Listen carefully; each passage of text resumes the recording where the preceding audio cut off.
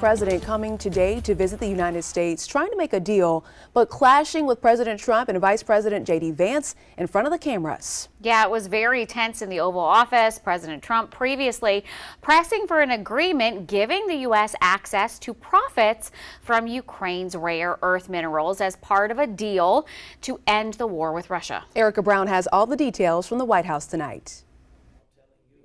Tensions spilled over in the Oval Office between President Trump and Ukrainian President Volodymyr Zelensky during a meeting that was supposed to be about ending Russia's war with Ukraine. You're not in a good position. You don't have the cards right now. With us, you start having cards. But right now, you don't. You're playing cards. You're playing cards. You're gambling with the lives of millions of people. You're gambling with World War III. You're gambling with World War III. And what you're doing is very disrespectful to the country, this country. The conversation turned contentious as Zelensky questioned Vice President Vance about Russia honoring any deal. What kind of diplomacy, JD, you are speaking about? What do you mean?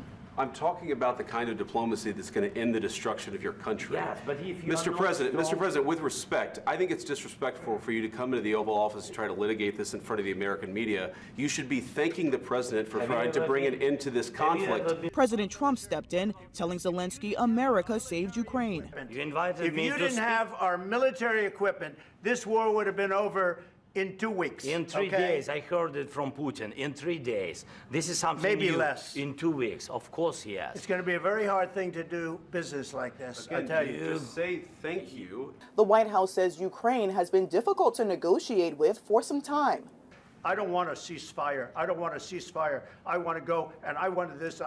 Look, if you could get a ceasefire right now, I tell you, you take it so the bullets stop flying and your men stop getting killed. Of course, we want to stop the war. But you're saying you don't want a ceasefire. But I said to you, I want a ceasefire. With guarantees. A scheduled news conference with the two leaders was scrapped, and Zelensky left with neither side signing a mineral rights agreement.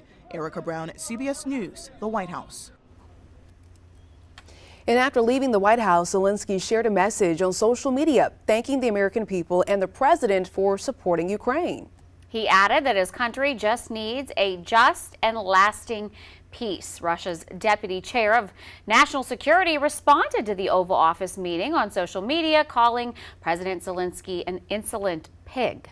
He also said that he got a proper slapdown in the Oval Office, and that is a direct quote. All right, in other news today.